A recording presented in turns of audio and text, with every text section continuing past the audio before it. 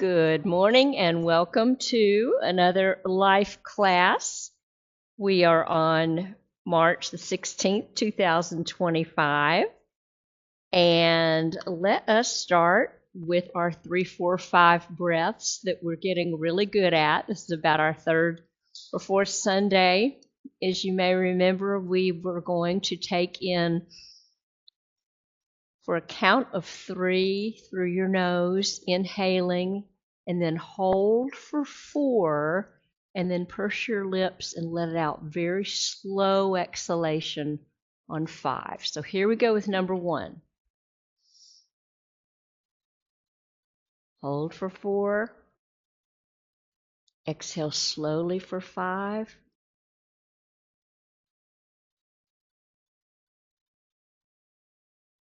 Here we go with count 2. Hold for 4. Very slowly exhale for 5.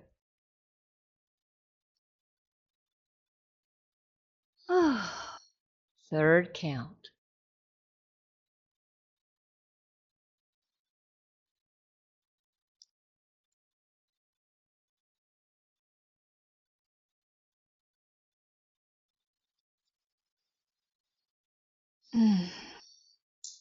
I don't know about you, but I feel my shoulders drop, and I'm very tempted to go for a count 4 or a 5.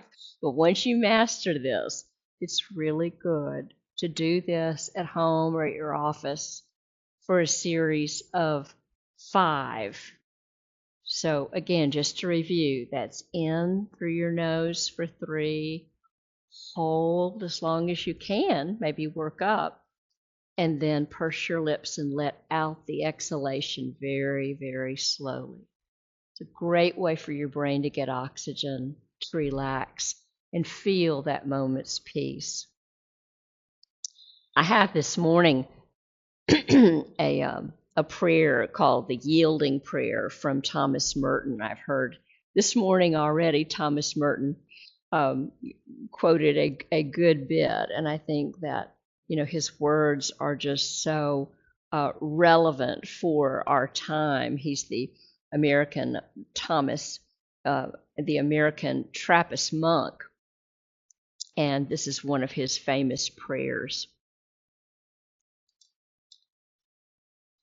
God, take my life into your hands at last and do whatever you want with it. I give myself to your love, and I mean to keep on giving myself to your love, rejecting neither the hard things nor the pleasant things you have arranged for me. It is enough for me that you have glory. Everything you have planned is good. Excuse me. Everything you have planned is good. It is all love. If you allow people to praise me, I shall not worry. And if you let them blame me, I shall worry even less, but be glad. And if you send me work, I shall embrace it with joy, and it will be rest to me, because it is your will. And if you send me rest, I will rest in you. Only save me from myself. Save me from my own private poisonous urge to change everything, to act without reason, to move for movement's sake, to unsettle everything that you have ordained. Let me rest in your will and be silent. Then the light of your joy will warm my life. Its fire will burn in my heart and shine for your glory. And that is what I live for. Amen and amen. Thank you. Our topic today is entitled, Do You Know Your Inner Child? And when I first saw this coming up in our lessons, I laughed not only to myself, but I laughed at myself, and it was a big hearty laugh. because I realized that with each passing year, the joke is on me. And what I mean by that is that the stuff that I laughed at and thought was so stupid and so silly when I was in my 20s was never the truer and the things that were going to work for me 40 and 50 years ago. Those were the things that I turned up my nose at. And I thought, this is too silly and too stupid to work. And this is the last thing I'm going to pay attention to.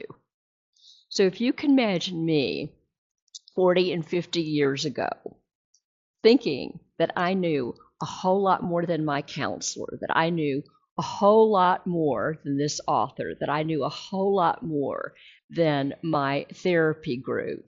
And when they mentioned the word inner child, I thought, I have a college degree already. I've graduated early. There is nothing fun about what I'm going through.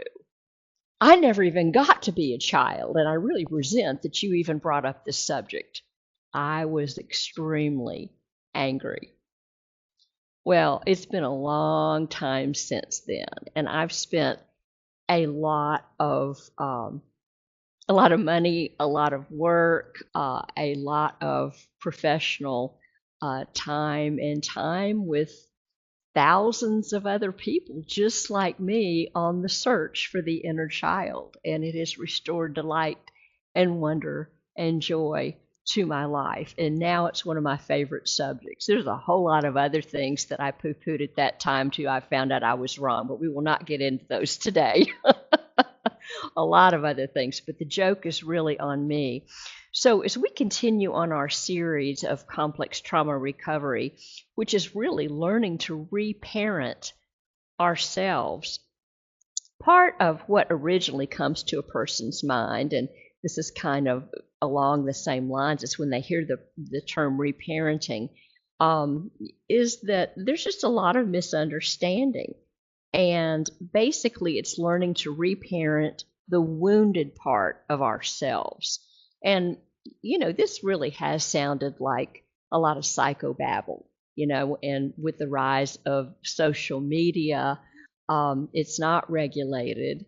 And so anybody can say anything that they want to about it, and there's a lot of misinformation on the internet. But let me give you a really comprehensive teaching to give you a foundational understanding that's a thorough introduction to this concept. And so this is not just a common term that's bannered around where we go, like I did, this is so hokey and this is so silly that I don't want any part of it because I don't understand it. And furthermore, I certainly, I'm angry, I'm maybe depressed about it, I didn't have a childhood, I don't get this, I sure don't feel any little jumping for joy, child inside me. I'm the last person. So maybe this will help you connect better to the concept. If you're looking for good resources, one of the turning points in my entire life was when John Bradshaw, who was a pioneer in this type of work, came out with his first book. And John passed away about 9 years ago in 2016, but he has been called one of the most influential writers on emotional healing of our modern age. And John wrote a book called Homecoming. And I experienced an epiphany about coming home to myself. And he made it so clear in this book and many, many other books that he's written. There's several of them, being kind of the founding father of this concept. And we're going to borrow a lot of his material today. Now, this is the definition that he gives when we talk about the inner child. He says it's the part of you that got repressed, the part of you that was not allowed to, that you were not allowed to express when you were growing up. Parts of you or part of you that's made up of unresolved childhood experiences.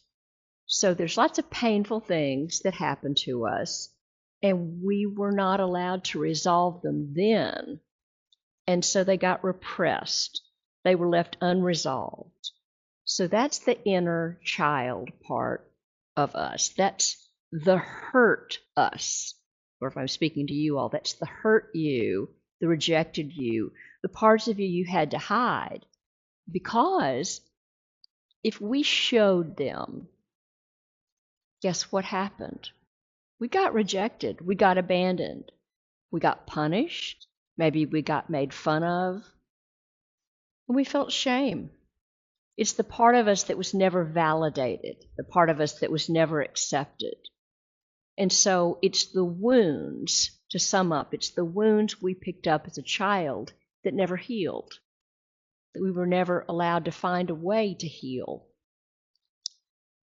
So Tim Fletcher says that the inner child is kind of the part of us that got left behind, the part of us that got rejected and abandoned and hidden. So he says, think of it this way. It's really the brain's way of responding to the hurt that can't be resolved. One of the things you all have heard me say is that I have this sort of metaphor about our freezer inside us. It gets sent down into the freezer, into the basement, like lots of TV dinners that have been frozen 40, 50 years ago, whatever it is, depending upon one's chronological age. And they just sit there. And then when they start unthawing, oh, here comes pain. I hate that. I don't want pain. So I just send them right back down and put them back in the freezer. So one of the things that Tim mentions in this lesson that I really relate to a lot, he says, let's say that you tried to express a lot of sadness growing up, and you felt a judgment or a caution or a no for feeling sad. So just like in Tim's example, I was sent right to my room. You work this out inside yourself, or that's just your ugly little spirit. And just hours and hours alone in my room. So as he says, all of a sudden the child realizes, wow, if I show sadness, then I get rejected. I don't get loved. So I don't like being sad. I don't like this part of me that's sad. So I'm going to push it down. I'm going to lock it away. I'm going to never let it be seen again. So if I'm going to get rid of one emotion, okay, so then you may find out there's a lot of anger that comes out because life is unfair. This could be the one that you push down. Every time you show anger, you get the same response. You may feel a judgment. And I mean, these can be verbal or nonverbal.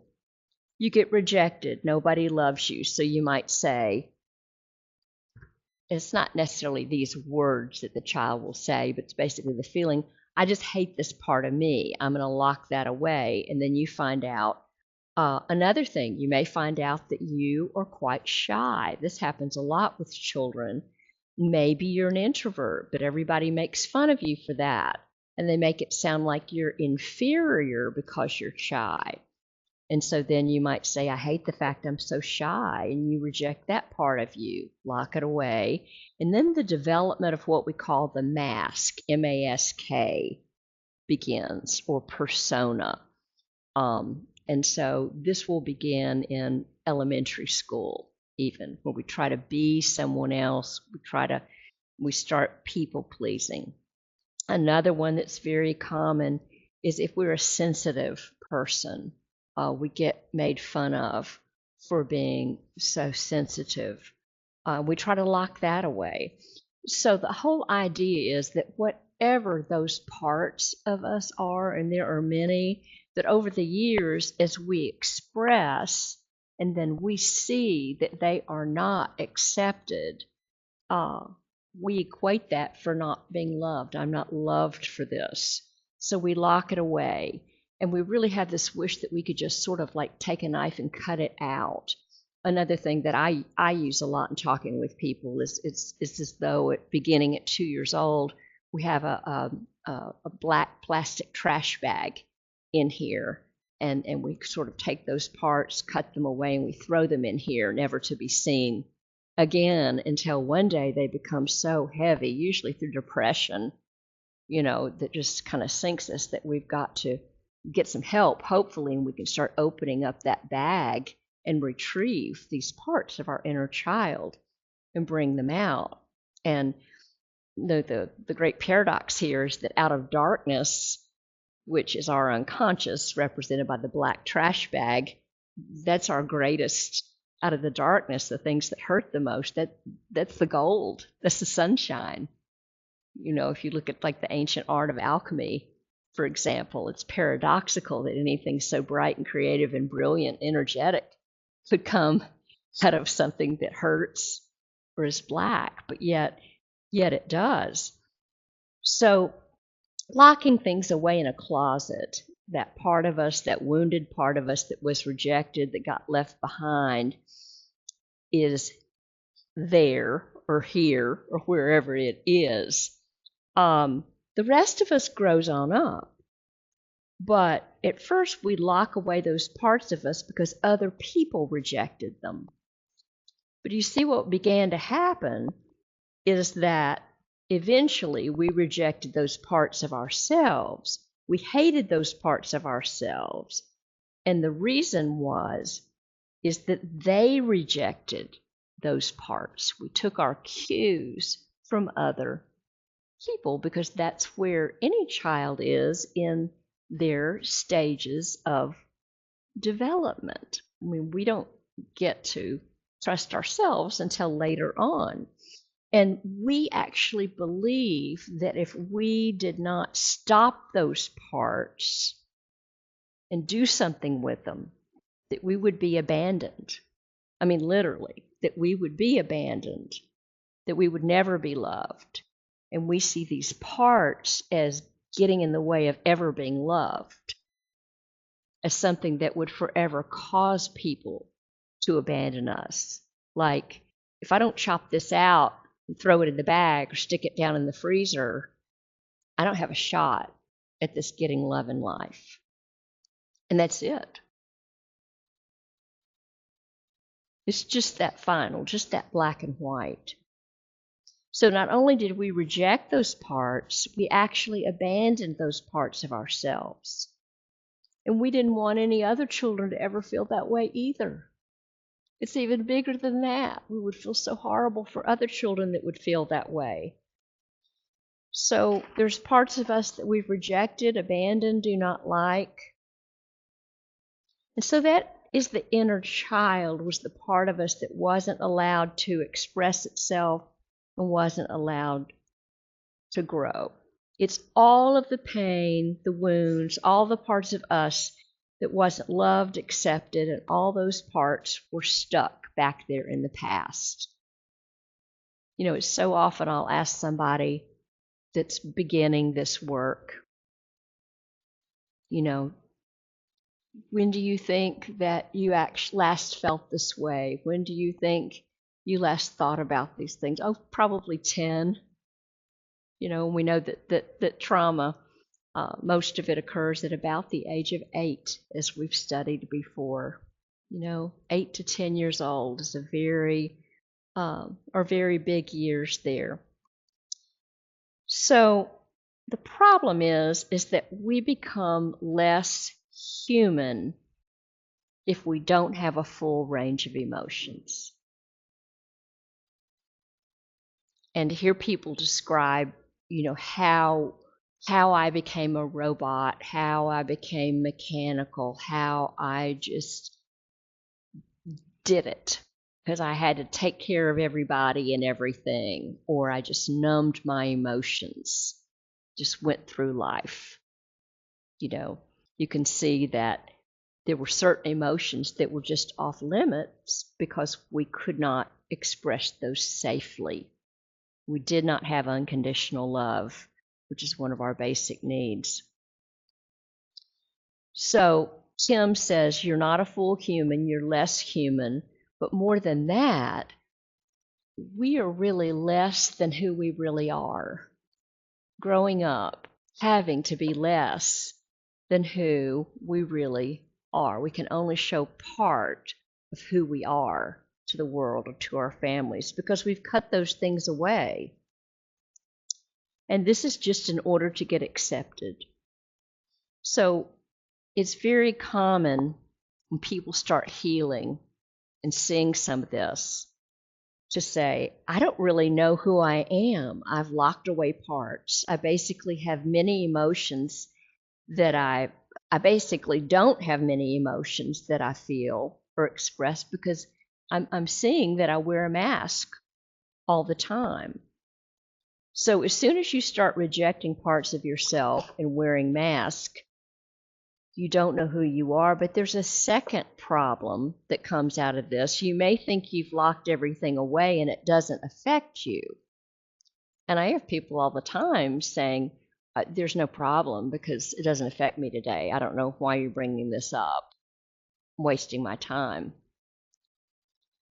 And, it's all right, but eventually, most people, should they choose to come out of denial or should they choose to include people that love them in their conversation, if there is another problem that come up, they will eventually have someone say to them, this does affect your behavior today. And this sometimes will come from a place that was wounded 40 and 50 years ago. So just because the person thinks it's locked away doesn't mean that it's no longer there and that it doesn't matter. Am I saying that it affects us in positive ways? I wish I was. This is generally always a negative way because it's been down there fermenting and under tremendous pressure for a long time. This is not the story about the diamond under pressure. This is a story about we haven't cleaned out the refrigerator in a long time. So we talk all the time in recovery about the reality of triggers, don't we? And you all are pretty well versed in what a trigger is. There's something that happens. There's a smell, there's a sight, there's something, there's a phrase, and all of a sudden, before we even know it, someone may disrespect you or someone treats you and you think they're saying that you're stupid, and all of a sudden you just lose it. And it's in those moments that we can do a lot of damage in a nanosecond, to anger, to lashing out. Now, what is a trigger? A trigger is your wounded child getting the wound of that childhood spot, and it goes, ouch, and it's reacting. So if what happens today is that you get disrespected, yes, it happens today, but what we want to see is that it's also something that may have happened 40, 50, 60 years ago. Do you see this? Like at the same time, that causes us to react. So we're still being affected by those wounds. So some of you might be saying, okay, I'm still not quite sure I connect to this idea of an inner child, or there's some part of me that I've abandoned. So here's where our first little test or quiz comes in. This is not a right or a wrong. These are just 6 indicators, all right? Now, people get in trouble when they take these too seriously. So these are 6 indicators that we have abandoned parts of ourselves. Number 1, we deny or repress inner feelings in order to avoid conflict, so that we are willing to say, what I want doesn't matter because I have to stay safe, so I won't even stand up for me. Or I believe in order to avoid conflict, because in conflict somebody's going to get hurt. So I'm willing to abandon myself to not get hurt. Okay, so that's the big sign of self-abandonment. The second one is that we avoid setting boundaries or confronting those who cross our boundaries. So again, we're not willing to stand up for ourselves. We've abandoned ourselves because we want to please others. Or we may go into a new relationship and see all kinds of red flags, but we ignore them or we don't stand up for what is best for us by listening to the red flags. Another one is using drugs or alcohol to self-medicate. So this is because of the person not wanting to pay attention to the pain and resolve it in a healthy way. They just want to numb it. They just want to make it go away. So that is abandoning that part of ourselves. Saying yes when you really want to say no. How many times do we do that? Abandoning part of ourselves. Withholding our desires, our needs, and our wants in a relationship, all in order to not seem needy. If I put out there what I need, what I want, I desire, the other person will think I'm needy. See how that will go back to childhood.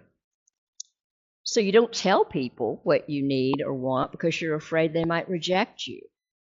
So again, you don't stand up for yourself. You've abandoned part of yourself. So within there are 6 indicators. And you know, I find with everybody is such a unique picture that you can have overlap, you can have 2 or 3, or you can have opposites, you know, out of extremes, as we've seen with so many. It's like you can listen to one and think, oh my gosh, that's the last thing I'd be. But then if you look at the opposite, there may be something over here. Just like in adult children of alcoholics, you know, I always say they can be either super responsible, you know, to where it's just they drive you nuts, or they can be totally irresponsible. You have opposites on both sides. So here's another one. All right. This one is called the Inner Child Suspicion Questionnaire. And this is a real thing that gets administered. So again, you're kind of on, you know, you're getting a bird's eye view of how these things are really diagnosed. Now, the more questions that you feel like are to be answered yes, the more that the person would have been wounded as a very young child. Very young child. And so this will go on somewhat from a scale of 1 to 100. And you don't need to think so much about yourself. You can just think about, you know, what if we were looking at a case study, for example. So if we were, we would ask the person, number 1, do you have or have you in the past had what's called an ingestive addiction? So this can be drinking, drugs, overeating, overdrinking. So if we answer any of these questions, yes, we can expect the child has been wounded. Also, I forgot to say that there's going to be somewhere on a scale of mildly wounded to severely wounded.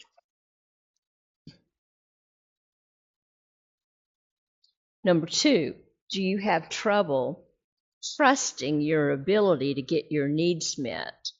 Or do you believe you have to find somebody to go get them met for you? Number 3, do you find it hard to trust other people? Or do you feel you must be in control at all times? Number 4, do you fail to recognize bodily signals of physical need? For example, this is funny because I'm freezing now, so I think I've worked on this a lot. Do you eat when you are not even hungry, or are you often not aware of how tired you are? Number 5, do you neglect your physical needs? Do you ignore good nutrition? Do you get enough exercise or rest? Do you go to a doctor or dentist only if there is an emergency? Number 6, do you have deep fears of abandonment? Do you feel or have you ever felt desperate because a love relationship ended? Number 7, have you considered suicide because a love relationship has ended. Your lover left you or your spouse filed for a divorce. Number 8, do you often feel that you don't truly fit in or belong anywhere? Do you feel that people don't really welcome you or want your presence in the way that you want them to? Number 9, in social situations, do you try to be invisible so that no one will notice you? 10, do you try to be so helpful, even be indispensable in your love relationships, that the other person or friend or lover, spouse, child, or parent cannot leave you? Number 11, is oral sex something that you most desire or fantasize about? And that's a very complex one, and there's a separate lesson on that later to explain connection. That's usually somebody who's been sexually traumatized in early childhood. 12, do you have great needs to be touched and held? This is often manifested by your needing to touch or hug others without them even asking you to. 13, do you have a continual and obsessive need to be valued and esteemed? 14, are you often biting and sarcastic to others? 15, do you isolate yourself and stay alone a lot of the time? 16, are you often gullible? Do you accept others' opinions or swallow things whole without thinking them through? So, looking back on those, just kind of in a general question, I asked myself, I go, okay, how did I do? Did those indicate that there's something wounded in me? Did I used to respond to those in an unhealthy way? Do I now respond to those in a healthier way? Or do I respond to them in an unhealthy way? Would I like to get healthier? Just sort of in a general way, somewhere on the scale. And it's fine to not know, because we're on a great path on learning to really make friends with that inner child and how to give that inner child what he or she needs. So, one more, and this comes out of John Bradshaw's work. It's kind of a wounded child questionnaire. And this one begins with identity. What is it that indicates that I even have this wounded child inside me? So these are yes or no. Number 1 is, I experience anxiety and fear whenever I contemplate doing anything new. Yes or no. 2, I'm a people pleaser. I'm a really nice guy, or I'm a real sweetheart, but I have no identity of my own outside of pleasing everybody. Yes or no.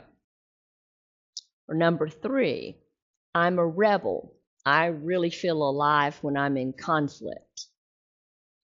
4, in the deepest places of my secret self, I feel like there's something really wrong with me. 5, I'm a hoarder. I have trouble letting go of anything. Number 6, I feel inadequate as a man or as a woman. Number 7, sometimes I'm really confused about my sexual identity. Number 8, I feel guilty when I stand up for myself. I'd rather just give in to others. Number 9, I have trouble starting things. Number 10, I have trouble finishing things. Number 11, I rarely have a thought of my own. Number 12, I continually criticize myself for being inadequate. 13, I consider myself a terrible sinner, and I'm afraid I'm going to hell. 14, I'm rigid and perfectionistic. 15, I feel like I never measure up. I never get anything right. 16, I feel like I really don't know what I want. 17, I'm driven to be a superachiever. 18, I believe I don't really matter, except when I'm sexual. I'm afraid I'll be rejected and abandoned if I'm not a good lover. 19, my life is empty. I feel depressed a lot of the time. 20, I don't really know who I am. I'm not sure what my values are or what I really think about things. Okay, so those 20 questions are questions about identity that really cover the waterfront. And it's not unusual to do really well on a lot of them and just have a couple that stick out. Or to have people say, that one thing just clarified exactly where my points are. You know, if I could answer those two questions, it's really made me realize my life is pretty much in order. You know, so it's a very good instrument.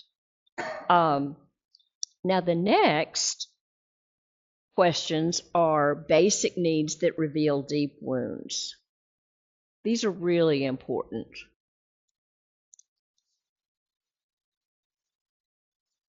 I'm out of touch with my bodily needs. I don't know when I'm tired, when I'm hungry, when I'm horny. I just don't know. Number 2, I do not like being touched. Number 3, I often have sex when I don't really want to. Number 4, I have had or currently have an eating disorder. Number 5, I am ashamed of my bodily functions. Number 6, I rarely know what I feel. Number 7, I feel ashamed when I get mad. Number 8, I rarely get mad, but when I do get mad, I rage. Number 9, I fear the anger of other people and I will do almost anything to control it. 10, I'm ashamed when I cry. 11, I'm ashamed when I'm scared. 12, I almost never express unpleasant emotions. 13, I'm hung up. This would be like either obsessed with or greatly fear oral sex. 14, I'm obsessed with sex. 15, I'm obsessed with sadomasochistic sex. 16, I spend an inordinate time looking at pornography. 17, I've exhibited myself sexually in a way that violates others. 18, I'm sexually attracted to children and I worry I might act out. In other words, deeply wounded people, is that population I was talking about, may have sexual issues, this population of people. 19, I have sleep disorders. 20, I believe that food and or sex is my greatest need. So those are how woundedness affects our response to basic needs. All right, so those are the 20. Now the next is how woundedness affects social connection, our relationships with other people. Now number 1 would be, and this is John Bradshaw again, I basically distrust everyone, including myself. Number 2, I have been at any time, or maybe now am married to an addict. Number 3, I'm obsessive and controlling in my relationship. Number 4, I am currently a practicing addict. This could be behavioral or chemical. 5, I'm isolated and I'm afraid of people, especially authority figures. Number 6, I hate being alone and I'll do almost anything to avoid it. 7, I find myself doing what I think others expect of me. 8, I avoid conflict at all costs. 9, I rarely say no to another. And I feel like that a suggestion is almost an order to be obeyed. 10, I have an overdeveloped sense of responsibility. It is easier for me to be concerned with another than with myself. 11, I often do not say no directly and then refuse to do what others ask in a variety of manipulative, indirect, and passive ways. Did y'all get that one? Okay. 12, I don't know how to resolve conflicts with others. I either overpower my opponent or completely withdraw from them. 13, I rarely ask for clarification of statements I don't understand. 14, I frequently guess that what another statement means, and I respond to it based on my guess.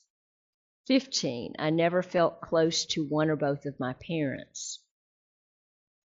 16, I confused love with pity, and I tend to love people I can pity. 17, I ridicule myself and others if they make a mistake. 18, I give in easily and conform to the group. 19, I'm fiercely competitive and a poor loser. 20, my most profound fear is the fear of abandonment, and I'll do anything to hold on to a relationship. And then at the end of this test, John Bradshaw says if you answered yes to 10 or more, you might consider doing some serious work to bring up that inner child within, because life's very painful, very painful. So for most people who have come out of complex trauma, we've just got a lot of wounds, and it's just, depending on your attitude, it's either a blessed relief, or it's light at the end of the tunnel to know that life happens and there's problems coming in adult life, but you don't ever have to be alone again. And there's tools, scientific research that says, yes, you can have help, and there is a way out with these things, starting with John Bradshaw's research. There's this wounded part of me that can be reparented, and that inner child is in pain and doesn't want to be in pain.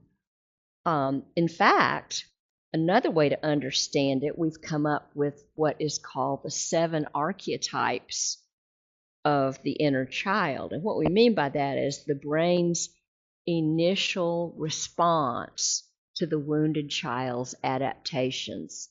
It's what the brain does to try to protect the child from being hurt again. Okay, and these all have 7 names. And so you may think of your siblings in the family, you may think about you may think about how you've combined some of these in response to your family situation. These are the 7 inner child archetypes. So number 1 is the caretaker. So this is the wounded child who doesn't want to get wounded ever again. So the brain says, okay, let's set up very codependent relationships where I gain my sense of value, identity, and self-worth through helping others. But in order to do that, something's got to go. I will have to neglect my own needs. And I believe the only way I can get love is I must care for others and earn their love. But that means I have to ignore my own needs and make the needs of others the priority. Sound familiar to anybody out there? Well, that was definitely mine, and it's amazing how kids can think in black and white. You can't balance both. I mean, adulthood is the learning to balance, and even that's rough in adulthood, much less for a child. The second archetype is the overachiever. And basically, child says, I do not want to get wounded again today. I must somehow get respected. So that means I need to get through it. I need to get through it achieving through succeeding. So I just need to become the best at everything. And then, if I do that, people will respect me and value me and love me. And if that happens, I won't get hurt. Okay? It's a lot of work. And maybe not guaranteed, but at least I'll go for that. The third one is the underachiever. And they go the other way in order to not get hurt again. And that's to keep myself small and invisible and under the radar and unseen, so nobody will see me and nobody will criticize me. And then because they don't notice me, nobody will put me down or punish me. They won't see me. They won't notice me. So this underachiever just sort of takes themselves out of life by isolating and never asserting themselves, never putting their desires or needs or opinions out there. They just try to be unseen. And part of what they hope is that they say to themselves, if I never cause or create demands or problems for anybody, then maybe people will love me. If I'm just not any trouble. So the next one, number 4, is the rescuer, the protector. So they just frantically and ferociously run around trying to help out everybody in a crisis, trying to heal them, protect them, get them out of the crisis, be their savior, their messiah, be their hero. They just burn up all their energy trying to find people who need them. So they create dependent relationships with them, people who are not helping themselves or not able to help themselves, and they do everything for them. And so maybe unconsciously or consciously, they say inside themselves, if I'm basically their savior, I am the one who takes care of them and meets all their needs. And then they're going to adore me, they're going to love me and value me. So that is that one. And then number 5 is the life of the party. And this is the one that says to themselves, the way I'll never get hurt again is that I will be happy all the time. I will be funny. I will entertain others. I will never show pain, never show weakness, never show vulnerability, because everything is going to be so much fun, and I will make people laugh, and I will keep everything light. And so if that happens, then people will never get angry, and people will never want to hurt me. They'll like me. They'll want me at their parties. They'll value me. And so this is the solution for that. Number 6 is the yes person. Yes person says, whatever you want, I will drop everything I'm doing and I will do what you want. I will be a people pleaser. I will never say no to you. And I'll certainly not set boundaries with you. How cruel would that be? And so again, that person gets drawn into whatever you want, repressing all their desires and needs in order to serve you, please you, and take care of you. And finally, number 7 is called the hero worshiper. And the hero worshiper basically means, if I adore you, if I make you the center of my universe, if I just pour all kinds of praise and adoration on you and constantly give you positive feedback and tell you how wonderful you are and do stuff for you and bend over backwards to support you, will you just love me back? Please, will you love me back? And so those are the 7 archetypes of what a wounded child initially might try, just to not get wounded again. And the thing is, these become masks or roles that we take into our adult life. And so to take this into healing, we're going to look at how we connect with this wounded part of ourselves. Because if we have rejected it, ignored it, abandoned it, it's going to take a while to kind of be aware of this part of ourselves. And there's 3 issues that many people need to be aware of. So a lot of people can hear this message and they can say, so okay, Ann, so you're saying I've got to go love that part of me. And I'll do it. That's what you're telling me. Okay, so they just want to go in and just rush in and say, oh, I love you, I love you, I love you. But what you have to understand is that wounded part basically has the personality from when you were wounded, and it doesn't trust you. I mean, my little Annie inside, she does not trust me. It takes some time because I rejected her, I hated her. She's wary. She's wary of me. So if I come rushing in, I just want to have a relationship with her. It's not going to go, oh, I've been waiting for you to come and I want to have a relationship with you right now. And I'm pretty sure little Annie's going to say, not sure I trust you. It's been 60 years, and I'm just not seeing enough change in you to be convinced you're going to stick with me. And so, what we all have to understand is that building a relationship with a wounded inner child, this can take some time before it even begins to open up to the idea. So, consistency is going to be very important in committing yourself to this path. The second thing that we see a lot of people do is that when we hear about this wounded part of us and they identify, they go, yeah, I can feel it. I see. They're in their limbic brain and they're feeling all this empathy and feeling sorry for the wounded child, and they want to rush in and have a relationship with that child. But it may just be all emotion coming from the limbic brain, feeling sorrow, crying a lot, and not really